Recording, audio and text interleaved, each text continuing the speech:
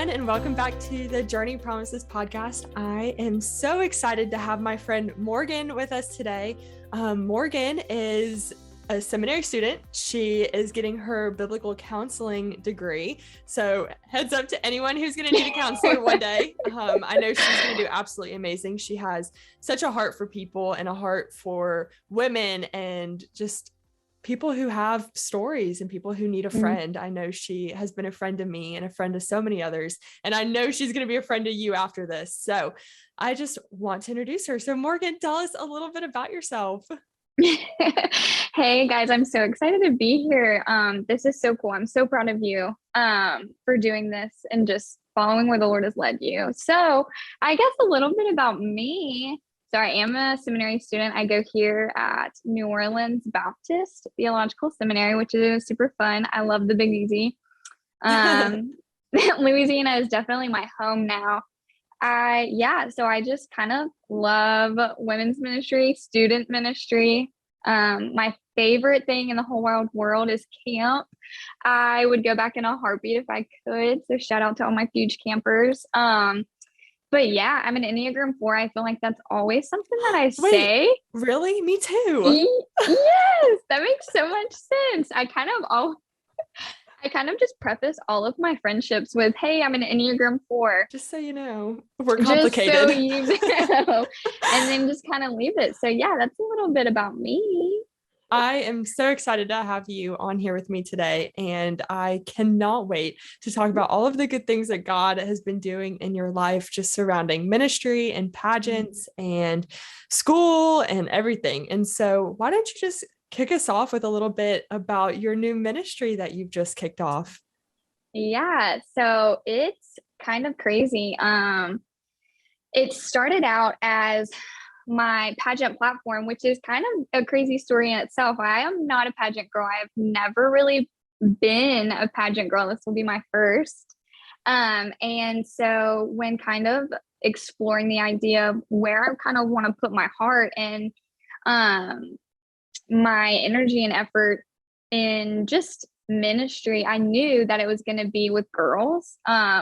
Just something that I learned really early on from camp life, that I love students and I relate so hard to girls. So I was just kind of like thinking about the season that I've been through and the season that they go through with issues that they face. And it all kind of stemmed, I guess, from camp. I have every single week I would have a group that would just struggle with so many things that I don't remember struggling with in high school or middle school, just, anxiety and depression and body image and worth and all of these different things. And so I kind of just created this platform about confidence and worth and beauty and finding those things, not in other things, but in yourself and through the Lord.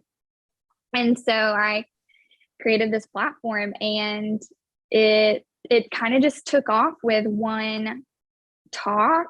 And it's really crazy how it happened. I'm trying to form my thoughts and I'm like, where exactly did this form? But it kind of just, it formed with one thing and then just kind of snowballed. It was supposed to be a platform that was I would go out, I would speak to students, I would speak to youth groups. And I have a talk on Psalms 139, which is I love so much, and I learned so much through it too. And then we had a little activity that we would do. I called it the task, and we would let the students have a piece of paper and write their name, and then take a step back from it and go around and visit other people's, and just write a characteristic that you admire about them or you see in them.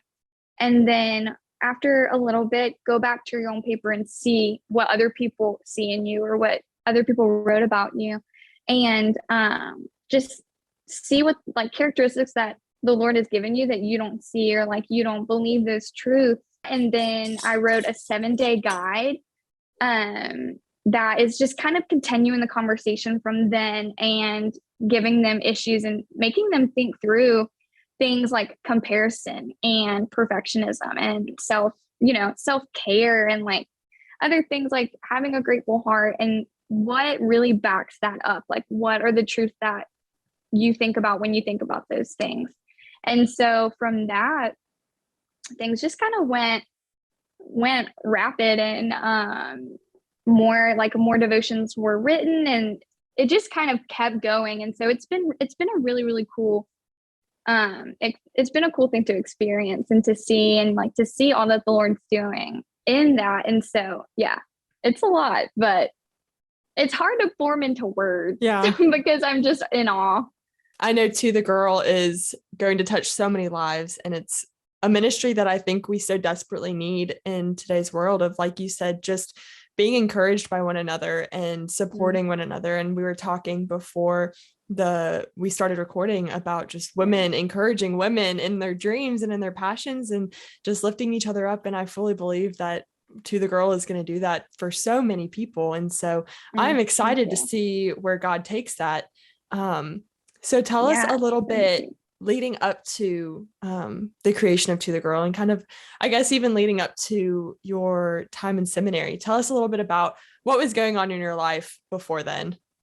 Yeah. So I think one reason that it's so hard to talk about To the Girl without like all of the backstory is because there is just so much history that's kind of enriched in it. And so kind of the season that I've been going through is I was engaged in 2020, and the pandemic hit, a lot of things hit, and I found myself in a really toxic and abusive relationship, and that just kind of all came out at once. And we ended that engagement, and what happened at that was I found myself completely involved in that relationship to the point where like my entire being was kind of defined by that. And the reason that To the Girl was kind of formed was because I found myself in a season, in a place where I had no idea what my confidence or what my worth or what my beauty was found in, because at the end of the day, when that relationship was apart from me, I didn't know who I was. And that's where To the Girl kind of came from, just that, and like realizing that it's so easy for us to get caught up in the things that happen around in our world and around us. And I know that, students and even our age do, like we get caught up in relationships or social status or, social media even. And when all of that is stripped away, when it's just you, what is there? And, I so badly wanted to be like, oh, well, it was me and the Lord, but it wasn't. And so, so I ended that engagement and just saw the Lord's protection and provision in the hurt and the heartbreak. And that's really hard to kind of come around and just look back on. Like, we all know that like the Lord is our Father, and we have that idea that He's looking over us, but I've never felt His protection so much like an earthly father. Like it was tangible and it was right in front of me. And so that season, I just like kind of, after seeing how much He protected me and fought for me, I was just kind of like, all right, well, there's nothing to do but lean in, because if you're gonna protect your daughter like this, why would I not follow you in obedience? And so after that, it kind of just became a strange season of my life. My thinking behind it was, all right, God, well, in this season, I'm completely freed of anything, freed of any ties. Like my job at our home church had just ended. I wasn't getting married. I had no plans for seminary. That was not even in my line of vision. And so I was kind of like, Lord, in this season, I'm going to be completely available to you. And I don't know what that looks like, but I'm just going to say yes. And I've heard people talk about the yes season of their life where they just say yes. And I think that's yes, that's exactly what it was. But it was also just a surrendering of my heart of, I've tried to plan my life out so many times and I just can't get it right. So I'm letting you take it from here, and I'm just going to be obedient. And from that, the night I ended my engagement and the night that I kind of decided that this is where I was going, I filled out an application for seminary. I had no idea why. I wish I could tell you like what was going through my mind, but it's such a blur. Like the whole season has just been a blur. And I was just like, okay, well, here we go.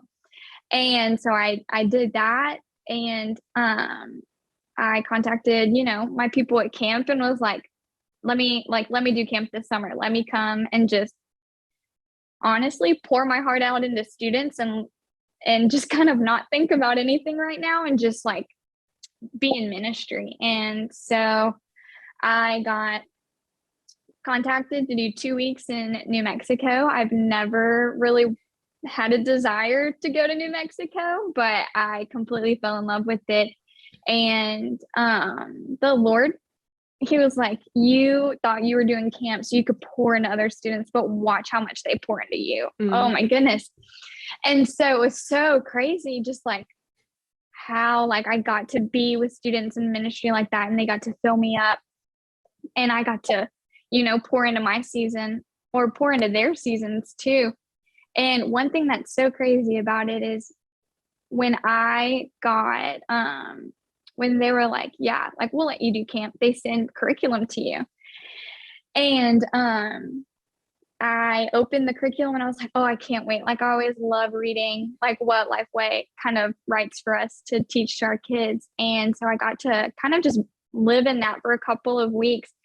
And it was Psalms 46. It was the Lord is our refuge. And I was like, holy cow. I was like, I have to teach this to my students. I was like, this is a season that's so tangible. It's so relevant to me in my mid-20s. Yeah. And so it was really cool the way that we kind of split the days up. It was, the Lord is our refuge, and he's our safe place. And then the Lord is, I wish I could remember the days. It was something about he's our rest, and he's faithful, and he's with us. Those were our days. He is faithful, he is with us, and he is our rest. And it was kind of just taking this psalm section by section and really pouring into it. And it's kind of crazy that I was in a season that I needed this so badly, just for the Lord to say, just hold on, because you can find safety in me in a relationship that felt so unsafe. Come to me. And then, he's faithful. This season's going to suck. And I know it's going to be hard, but just remember that I'm faithful. And then like, he's with us. He never leaves us. And then at the end of the day, like we can find our rest in him. I don't know. It was just kind of crazy that led up to then me getting accepted into seminary and going to camp in Philadelphia for 2 more weeks and coming home with a little bit of time to pack up my life and head to New Orleans. And so, yeah, that just kind of happened. And after all of that, my heart just felt a little unsettled about leaving camp. I was like, gosh, I just wish I could do camp forever. Like I missed ministry. I miss pouring into these students and into the girls, especially because I was going through something so similar to what all of my girls were going through. And so that's kind of where To the Girl was formed. And it's kind of crazy. And the way that it took shape was because of something that I learned in my mid-20s that I was like, I just wish that girls could learn this a little bit earlier and save them from a little bit of hurt in the world, So yeah, it's a lot of backstory, but the Lord, oh my goodness, he's been so faithful in this season, because looking back on it, it does seem like such a blur. And then being here now is so, it's crazy. It really is. Yeah. It's always when you get on the other side of the hurt and the pain and the confusion, and you can look back and you're like, wow, God, you were so kind and so faithful in those moments to just care for me and love me and to remind me that I'm your daughter. And I think that's one of the coolest things that we get to claim about our God, is that he is our father. Yeah. And I don't know, I think for me, it's, in my mind anyways, it's different, that fatherly like relationship, especially for women, because we're like, that is like, that's our dad in a sense. Yeah. He cares for us in that way. And I didn't grow up with my dad. And so did not really understanding that dynamic between a father and a daughter, but getting to experience that Mm. with God and seeing how when I have a broken heart, he wants to pick up all the pieces and like help put them back together. But he does it in Mm. a way that's so tender and so caring and so according to his will that it's like, Yes. hey, you're broken right now, but I'm going to pick you back up and put you back together so that I can use you for my glory. And you're Oh my never, goodness, and yes. it's like, you're never the same when you're finally on the other side of it. And it's just so cool. I love being able to just see in my own life the before and Yeah. after, and in other people's lives that before and after. And when they finally kind of like come out of it and they're like, God, like, when did you fix Yeah. me? I don't know the moment you Yes. fixed me, but like, here we are stronger and excited for the future. Yeah. That's so true too, because and like, I'm trying to recall, like, oh my goodness. And just thinking back, I'm like, the person I was not even like a year ago, I'm like, holy moly. And like the desires of my heart that like the Lord has kind of planted it like in me and just been like, you thought that this is what you wanted. Like, and that's kind of like what was so heartbreaking about that entire season was like, that's always been one of my dreams. I've always wanted to be a wife and a Mm. mother. And like, that's been a huge desire of my heart. And the Lord just was kind of like, I know, but like, you also have these passions that you want to pursue in a way that I just think it's not the right season for that. Maybe, maybe it'll come. And I know that the Lord, hopefully one day will bless me with that. But in this season, I've learned so much of like, I couldn't do anything that I wanted to do at this moment, or like I couldn't have grown the way that the Lord wanted me to grow, or I couldn't completely rely on the Lord. And this is one thing that's really been killing me. I couldn't in a way rely on the Lord so fully if I was filling myself with a relationship. Mm. And the Lord was kind of like, you've got to learn how to love me wholly and solely, like in itself, before you can give yourself over to someone else in that way. And then two, the Lord's kind of been showing me, how can you expect someone to love you fully if you don't love yourself fully? And that's one thing that I've just kind of been sitting in, and like also teaching like to these girls that I've been, had the privilege to share with. Just like, self-love is something that we talk about so much these days. And yes, it is so important. But also, self-love isn't selfish. And so that's also something that I've been learning. It's more of like loving yourself in a way of who God says that you are, and those truths that you hold on to that are rooted, in his truths and in scriptures and like his words even.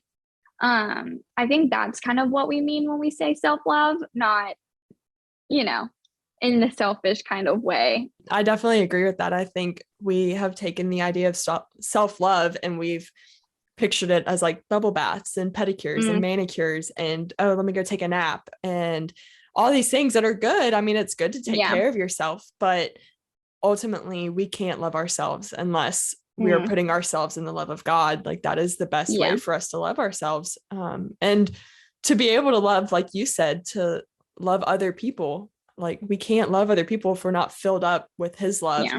And I was actually reading today in Matthew, I think it's chapter 8, when he's talking about us being like the salt and the light. And I never realized this, but Jesus says like, you are the light of the world. And I know that he refers to himself as the light of the world, but for some reason I've just always missed that part in Matthew where he's like, you are also the light of the world. And it's just that same picture of like, we can't be a light to others if we don't have our light within us. And we can't have our light within us unless we are filled and spending time with the Lord and allowing him to tell us who we are and allowing him to plan our steps and guide our paths and take the pain and make it new and send us back out into the world. Yeah, and it's even like part of one of those things that people say too is like you can't fill up someone else's cup if you're pouring from an empty cup. And so I think it's so important too is like how, and this is something that I've even learned in friendships, like how do you expect someone to be a good friend when you haven't learned to be a good friend? And Mm, then looking in scripture and seeing how, I mean, Jesus even gives us examples of like how he was a good friend. And so I think that those are things that we just learn how to do in a way that's like glorifying to the Lord yeah, and shining that light that like that we are, that the Lord says that we are. It's so true. that's so good. So going back to the girl, Yeah. how has everything that you just kind of talked about, the season that you went through, the engagement, Yeah. the going to seminary, camp, all this stuff, how do you see that accumulating together into just your forward moving, like ready to go, Yeah. fight for the Lord ministry that you've started? Yeah, so it's kind of crazy because the more I talk about it, the more that I kind of reflect on like my own personal history and like not even this past season, but in seasons in the past too. And it's kind of crazy. So my favorite book of the Bible, my favorite person of the Bible is Esther. And Mm, so, perhaps, you were made for a moment like this. And that's always been something that has never kind of felt right in my life. If I just applied it to different seasons of my life, I was like, this isn't it. Like, this isn't that moment. And so, creating to the girl and even living in the season of grief that I just lived in, I look back and I see, myself in middle school or myself in high school trying to fill myself with friendships or relationships or, sports or extracurricular activities or anything like that.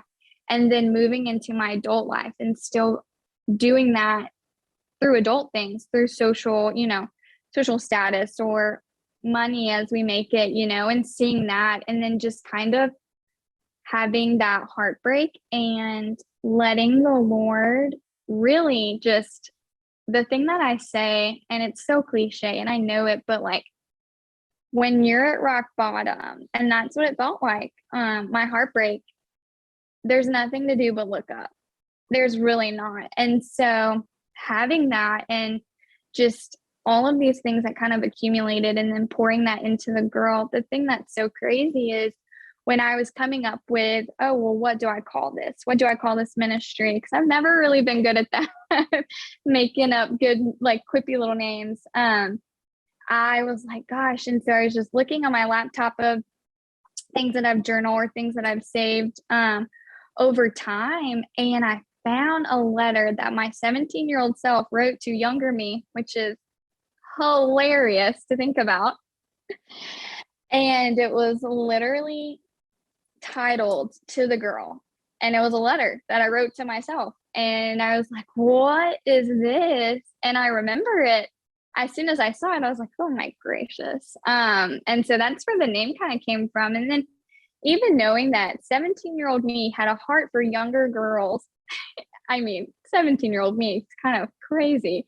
But knowing knowing that this has kind of been something in my heart that the Lord has just kind of watered over time and seen, you know, kind of grow is crazy. And then having my camp experiences and then having my engagement and everything like that, just kind of it's been, and this is so, I know it sounds silly, but like this is the moment of my life that I've been waiting for. Like, this is where I see how much the Lord has grown me. I see the confidence that he's given me. And like, I so much call it God confidence because it's not even confidence in myself, which it is, it is self confidence, but it's also like confidence in who the Lord says I am, but also the calling that the Lord has given on my life. And just knowing that this is exactly where I'm supposed to be and I'm doing exactly what I'm supposed to be doing and I'm being obedient in that. I have nothing but awe for the Lord right now. And and this happened a couple of weeks ago where I just kind of sat with To the Girl on my table, my guide printed, and just like writing. I don't even remember what I was writing, and just kind of being like, oh my God, this is my life right now. Like, I'm writing out my story and like my heart to these girls. And this is only something that the Lord knew that could, like, he could put in my life and it would take form this way. And it's so, I have nothing but awe for the Lord. And I wish I could put it a different way, but I literally just look at the way, like, how things have formed. And I'm just like, why? Like, why? Why my story? It, like, why me? The Lord doesn't need me. And so it's been a really cool season of being humbled, but also like just seeing the goodness and like the faithfulness of the Lord in that too. It's been cool Yeah, for sure. I definitely relate to that. I think I'm Yeah. kind of walking through that same thing right now of like, God, why have you given Mhm. me this? Why have you given me these desires and this passion and then equipped me to do it and then sent me into the world to like speak your Yeah. name? Like, who am I to do that? I feel like I like struggled with it for a long time. If I'm Hmm. being completely honest, there was definitely a couple months before starting where I was just like, there's no way, like, you picked me to do this. Like, this is clearly, I'm being selfish. Yeah. Like, this is something of myself. Like, God would never call Yep. me to step up to talk. He would never call me to do something like this. Like, this is big and this is Yeah. scary and it's out of my comfort zone. And I think those are lies of the devil that I still definitely believe at times. Like, Yeah. there were times today while I was editing or while I was looking at pictures or even just like preparing or even when I was just at Yeah. school, not even thinking about the podcast or anything along the lines of it. And I was just like, what am I doing? Why am I doing this? This isn't like what? And then Yeah. God just being so sweet and bringing me to Matthew 8 and being like, Mm. hey, remember, I've called you to be a light.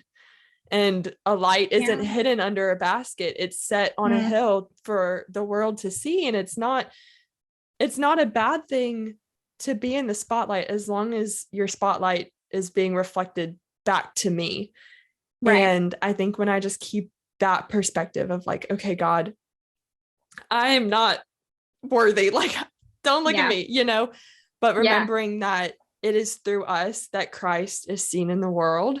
Mm. That is so exciting. And I think like just what you're doing with the girls and how you so badly want your testimony, like you said, to point them and to hopefully help them not make the same mistakes or have to walk through the same thing that you did, Yeah. because at the end of the day, you're pointing them to the one who brought you out of it. And so Yeah. hopefully they see that and they take a hold of that and they're like, okay, I'm going to carry this now so Hmm. that I can have my Jesus as I go versus having to Yes. figure it out later. And I just think that is such a cool like purpose Yeah. and mission that God has blessed you with. And it's so Oh, exciting. I think it's so crazy. Exactly what you just said. I think that's when you kind of know you're exactly where you're supposed to be when it's when the spotlight hits you and you're so uncomfortable because you know that you're just being so obedient to the Lord. Like, this isn't about you. This is, I'm like, please, like, no, this isn't about me. Like, this,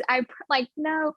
And I struggled with it so hard and I still do too. Like you were saying, like just the lies that the enemy kind of beats over you, like just it's the same problem I've had with the pageant is like I never started it to be something about me. And I wish that I could. And I know that's so hard to believe. And people are like, oh, whatever, you just wanted attention. And I'm like, yes, it feels nice to do something for myself and to have and be able to be dressed up. But the reason I went into this is because the platform that To The Girl gave me, I want to be a role model for these girls, for them to be like, oh, well, she's doing this, but I see something different about her. Like, why does she not look like everyone else? And I just want it to be so seen that that's the light of the Lord and like the light that he's given me, and just like kind of see that confidence that I'm writing about, that I'm, preaching, like I'm preaching to these girls, like the confidence that the Lord has given me, but I'm trying to live it out so they know that it's not fake, or it's not, it's not something that you can have. That's such an issue that we face, even as, our age girls face. And so in everything, I just wanted the Lord to be seen. And so, yeah, I have absolutely struggled with that same thing. Yeah. So it's when you step into the spotlight and you feel slightly uncomfortable and you're like, this isn't meant for me. Like, this is meant for God. And I think that just goes back to, how do we act when the spotlight's not on us? Like you said, you want to be the same person that's in the spotlight as the one that's on the floor of your bedroom or in the quiet spaces. And I think that is the pivotal thing. It's like, who are you in private? So what are some things that you do just in your daily life, like in your quiet times or in your own personal Devo times, that keep you rooted in that? Yeah. So definitely, I love journaling. I have done it for a really long time, even, when I was in middle school or high school, when it was cool to have a diary, I still did it. And so that's one of the things that really helps me. And it's my prayers to the Lord in a conversational way of like, I'm such an old person. I love pencil and paper. I love love letters. And so it's just, I start every single day like, dear God, or hey God. And I'm just like, this is a letter to him. This is what's on my heart. And so I journal that. And then it's so different. My divas really vary, but I think it's really important to every single day be reading the word in some way, whether that is a devotional book that guides you, or whether that's just picking up, whatever book that you want. My favorite books are Philippians, and I read it over and over. Or there's so many in the Old Testament that I love too. I mentioned like Esther and Ruth. So those things. But outside of my Devo, I love taking walks. So it's kind of just a way for me and the Lord to be together. I walk my doggo and just listen to worship music, and then I'm just there. I put my phone on do not disturb and I just walk. And a lot of times it's like conversational in my head, like praying. And so that's something that I definitely do in my my devotional time, is those two things. I think it's so important. I've never really knew the power of prayer until I did camp.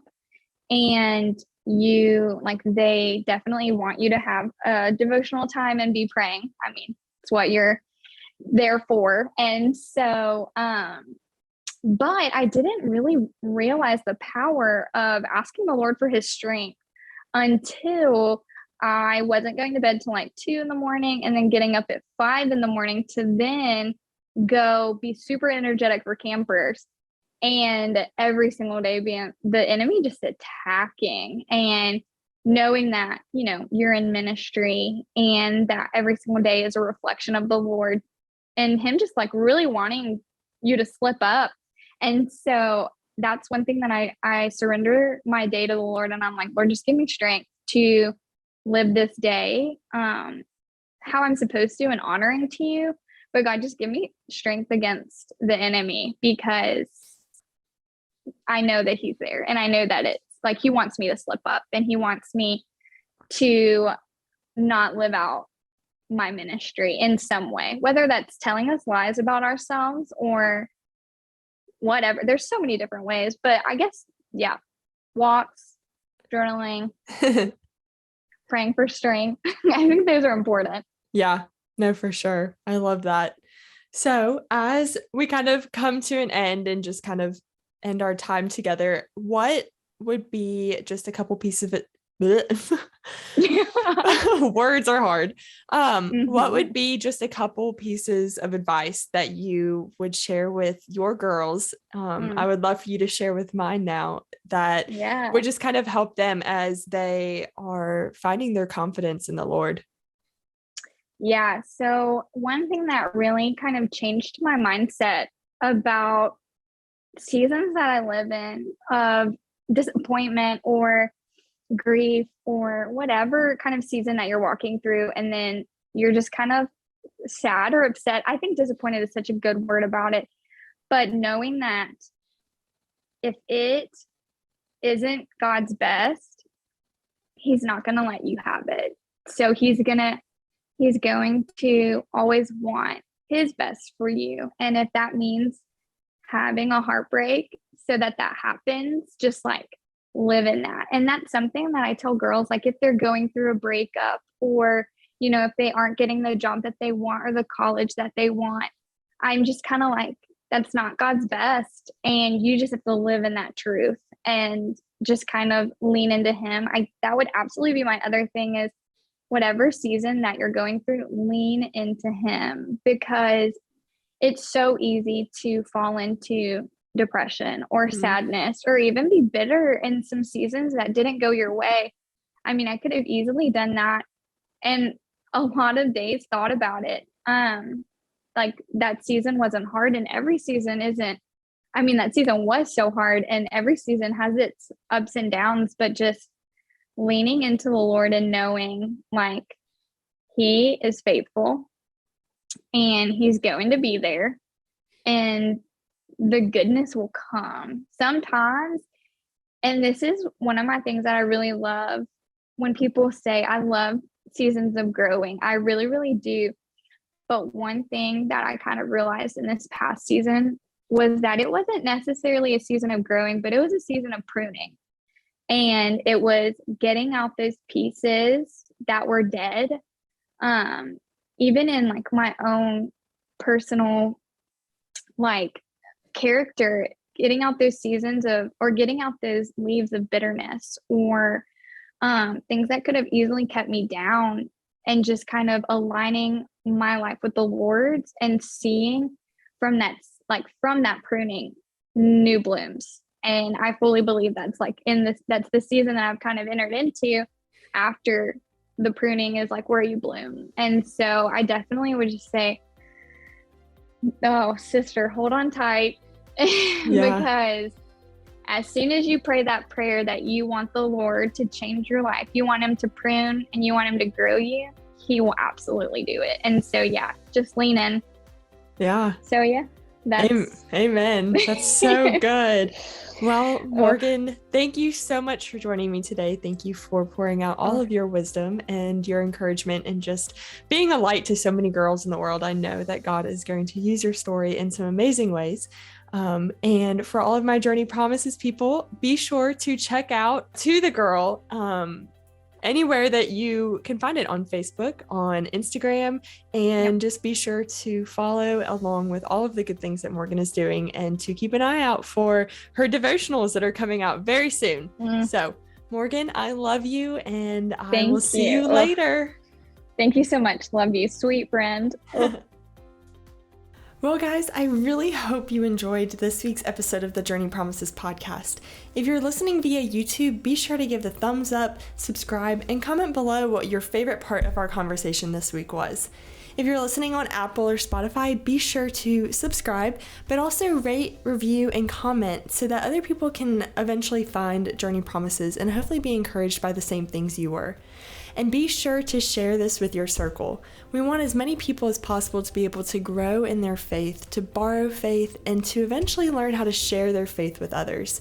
And never forget Psalm 27:13, to always desire to see the goodness of God in the lives of those around you. I hope you guys have a good week, and we'll see you next week.